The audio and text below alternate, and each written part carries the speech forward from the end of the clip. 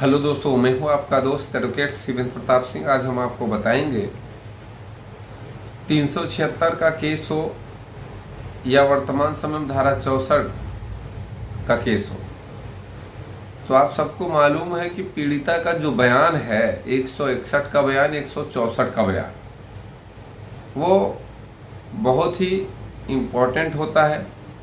हर एक केस में वो अपनी एक सबसे अहम भूमिका निभाता है, सबसे अहम पार्ट होता है उस 376 के केस का।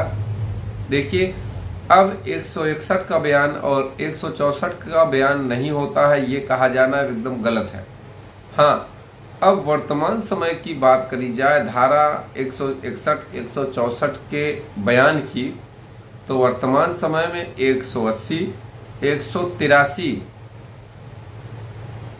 BNSS भारतीय नागरिक सुरक्षा संहिता की धारा 180, 183 हो गया है धारा 164, 161। कहने का मतलब ये जो पीड़िता के बयानों की धारा है ये चेंज हो गई है।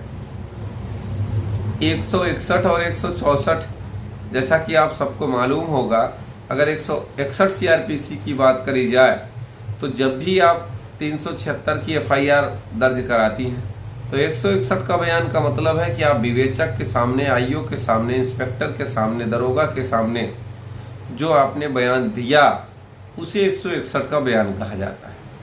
अब सवाल इस बात का है कि 164 का बयान, 164 का बयान आप जुडिशियल मजिस्ट्रेट के सामने देते हैं। वहाँ पे न कोई पुलिसकर्मी होता है, न कोई वकील होता है, न कोई अन्य व्यक्ति होता है कोर्ट का, सिर्फ और सिर्फ मजिस्ट्रेट के सामने वो बयान रिकॉर्ड किए जाते हैं। अब एक सवाल और है कि लोग ये पूछते हैं 161 में मैंने कुछ और कहा, क्या 164 में मैं कुछ और कह सकती हूँ?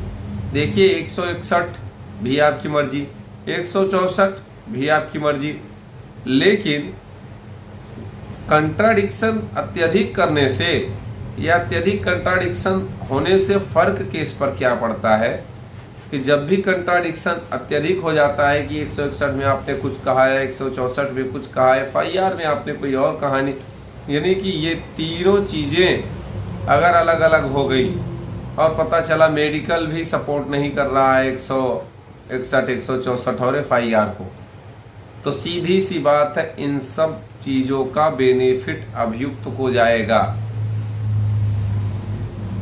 अब एक सवाल लोग और पूछते हैं कि क्या 164 दोबारा करा सकते हैं या नहीं। ये बहुत ही ज़्यादा सवाल पूछा जाता है कि मैंने 164 का बयान अभियुक्त के फेवर में दे दिया या अभियुक्त के पक्ष में दे दिया, दबाव था उस समय, प्रेशर था, ये कारण था, वो कारण था, तमाम चीज़ें। 100 बात की एक बात कि क्या 164 का बयान दोबारा हो सकता है या नहीं। तो आपको बता दें, आप किस कारण से 164 का बयान दोबारा देना चाहती हैं, क्या ऐसी वजह है, उस वजह को लिखते हुए आप chief judicial magistrate CJM court में एक एप्लीकेशन लगाएंगी, आवेदन देंगे। अगर वो आवेदन एक्सेप्ट हो जाता है, अगर आपके पास अच्छा ग्राउंड्स है कि नहीं मेरा 164 का बयान दोबारा होना चाहिए, तो आपका 164 का बयान दोबारा हो सकता है। अब सवाल इस बात का है, अगर मान लो वो application chief judicial magistrate reject कर देता है, तो उसके बाद आप हाई कोर्ट जा सकते हैं दोबारा बयान के लिए, डायरेक्शन लाने के लिए। तो अगर हाई कोर्ट आपकी बात सुन लेता है, डायरेक्शन दे देता है, तो फिर आपका 164 का बयान दोबारा हो सकता है। हालांकि मजिस्ट्रेट अगर चीफ जुडिशियल मजिस्ट्रेट कह देगा तो भी आपका 164 का बयान दोबारा हो सकता है। लेकिन आपको बता दें, मैक्सिमम केसों में 164 का बयान दोबारा नहीं होता है। अगर वो आप एप्लीकेशन देते भी हैं तो उसका कोई मतलब नहीं है, वो खारिज ही ज़्यादातर होती है। एक दो ऐसे मामले हैं जिनमें 164 का बयान दोबारा हुआ है और उस पर शायद मैंने वीडियो भी बनाया है, अब मुझे उतना ध्यान नहीं है। उन जजमेंट्स को अगर ढूंढा जाएगा तो मुझे मिल भी जाएगा, ऐसा नहीं है। तो अगर कोई सवाल आपका अन्य शेष रह गया है तो आप स्क्रीन पर चल रहे नंबर पर फ़ोन करके जानकारी ले सकते हैं। उम्मीद करता हूँ, आशा करता हूँ आज का यह वीडियो आपको बेहद पसंद आया होगा। अगर वीडियो पसंद आया तो वीडियो को लाइक करें, शेयर करें। यूट्यूब चैनल SP 72 कानून प्रयागराज को जरूर सब्सक्राइब करें।